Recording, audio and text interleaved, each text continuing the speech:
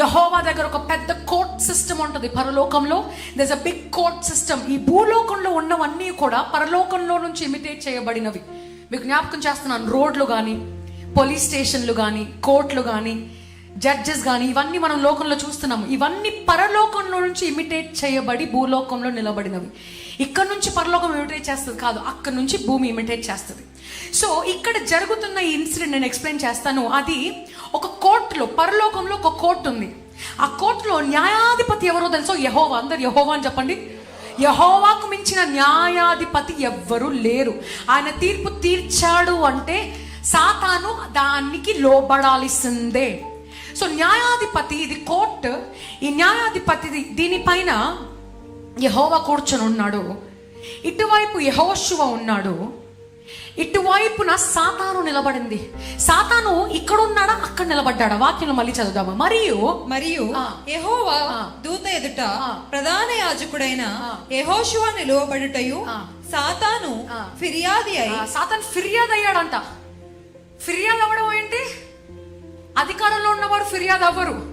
అక్కడ నిలబడి న్యాయం చెప్పినప్పుడు ఆ న్యాయము తీర్పు తీసుకొనటానికి ఫిర్యాదు చేయబడతారు. ఎవరైనా ఇంతవరకు ఎవరైనా కోర్టులకు అడుగు పెట్టారా? మీకు తెలుస్తుంది. కోర్టులో అడుగుపెట్టిన వాళ్ళకి ఫిర్యాదు చేయడం అంటే you report to the court to receive the judgment, right?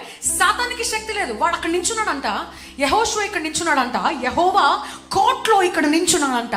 తర్వాత ఏమైందమ్మా? సాతాను ఫిర్యాది అయి అతని కుడిపార్శ్వమున నిలువబడుటయు అతడు నాకు కనపరిచెను. సాతాను యెహోవా నిన్ను గద్దించెను, యెరూషలేమును కోరుకొను యెహోవా నిన్ను గద్దించును, ఇతడు అగ్నిలో నుండి తీసిన కొరివి వలనే ఉన్నాడు కదా అని యెహోవా దూత సాతానుతో అనెను. యెహోవా దూత సాతాన్ని గద్దిస్తుంది. Who? The angel is cursing Satan. చాలా మంది సేటన్ వాడిని కర్స్ చేస్తున్నారు. వాడికి శక్తి లేదండి. ప్రథమ శక్తి any power belongs to God alone. సాతాను చేతిలో ఉన్న శక్తి కూడా దేవుని చేతిలో ఉన్న శక్తి మాత్రమే. ఎప్పుడైతే లూసిఫర్ దేవుని ఎదుట పాపము చేస్తాడో, పాపము చేసినప్పుడు దేవుడు లూసిఫర్ని తన్ని వేస్తాడో, ఆ తన్ని వేయబడ్డప్పుడు వాడి చేతిలో పరలోకం నుంచి పొందుకున్న శక్తి ఉంది. ఆ శక్తినే ఇప్పుడు వ్యతిరేకంగా నీ కొరకు నా కొరకు వాడుతున్నాడు. దిష్టి రూపంలో, కడుపు నొప్పి తీసుకొని రావడంలో, ఈ రూపం. But that power is a power of the heaven. That power is a power of the heaven. So యెహోషువను నువ్వు బాధపడతావా? యెహోషువను బాధపడే ధైర్యం నీకుందా అని ఇక్కడ ఏంజెల్ సాతాన్ని గద్దించి కర్స్ చేస్తుంది. ఏమనంట? Can you read that? యెహోవా సాతాను యెహోవా నిన్ను గద్దించును, యెరూషలేమును కోరుకొని యెహోవా నిన్ను గద్దించును, ఇతడు అగ్నిలో నుండి తీసిన కొరివి వలనే ఉన్నాడు కదా అని యెహోవా దూత సాతానుతో అనెను.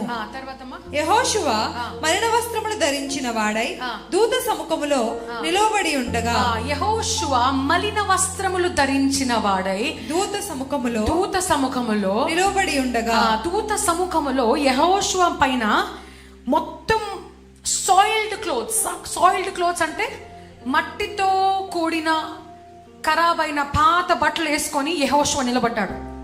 పాత బట్టలకి సాదృశ్యం ఏంటంటే పాపముతో నింపబడి ఉన్నాడు అని అర్థం. మట్టితో కూడిన వస్త్రాలు ఎప్పుడైనా మీ జీవితంలో కళలు కానీ, దర్శనాలు కానీ, మట్టితో కూడిన పాత బట్టల్లో మీరు కనబడుతున్నట్లయితే, మట్టితో మీరు కనబడుతున్న బురదలో పడ్డట్టు ఇట్లాంటి డ్రీమ్స్, విజన్స్ అలాంటివి వచ్చినట్లయితే, పాపముతో నింపివేయబడిన నిన్ను దేవుడు చూపించి తర్వాత ఒకవేళ the next dream, continuation of the dream, పచ్చటి ఆకుల్లో నేను నిలబెట్టడం కానీ, నీటి మధ్యలో మునగకుండా నువ్వు ప్రయాణించడం కానీ, ఎగరటం కానీ అట్లా చూపిస్తున్నట్లయితే, పచ్చిక గల తోటలాగా నీ జీవితాన్ని పచ్చికగా మార్చి నీ పాపాన్ని కడిగి ఏది కూడా నిన్ను ముంచదు అని ఒక ధైర్యము గల కళను నీకు ఇస్తున్నాడు అని అర్థం. ద సేమ్ వే ఇక్కడ యెహోషువ ఆయన సన్నిధానములో మట్టితో కూడిన బట్టలు వేసుకున్నప్పుడు యెహోవా ఈ మాట అంటాడు. కెన్ యూ కంటిన్యూ రీడింగ్ అమ్మా?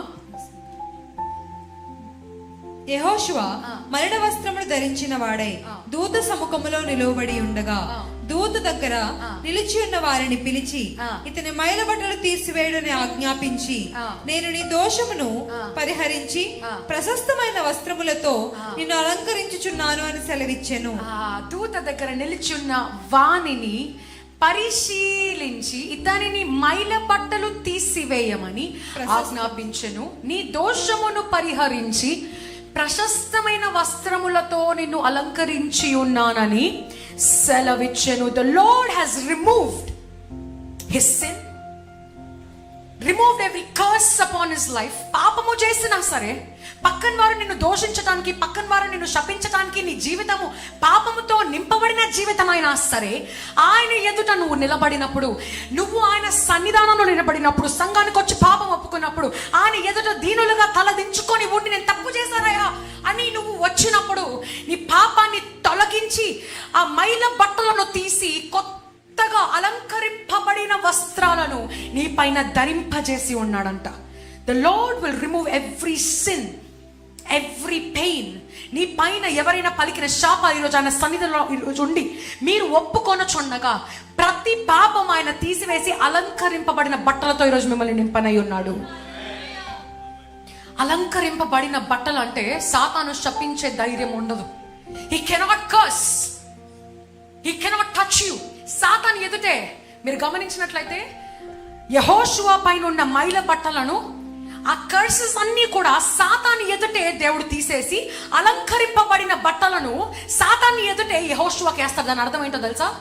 విను సాతానా, నా బిడ్డను ముట్టుకోవడానికి వీల్లేదు. ఎవరొచ్చి డబ్బులిచ్చి విచ్ క్రాఫ్ట్ చేయించినా, డబ్బులిచ్చి ఆస్తులమ్మి వారికి నీ బట్టలు ఇచ్చినా, నీ ఎంటికలు ఇచ్చినా, నీ కాళ్ళకి ఏదైనా ఇచ్చినా, ఏది ఇచ్చినా సరే, that curse cannot come upon you. It will not work upon you. యెహోషువ మీద ఉన్న ఆ మైల బట్టలు తీసివేసి అలంకరింపబడిన బట్టలు వేసినట్లుగా ఈ రోజు ఇక్కడ ఉన్న ప్రతి బిడ్డను అలంకరించబోతున్నాడు. ఏ సాతాను శక్తులు పని చేయవు. హల్లెలూయా. The curse will not come upon you.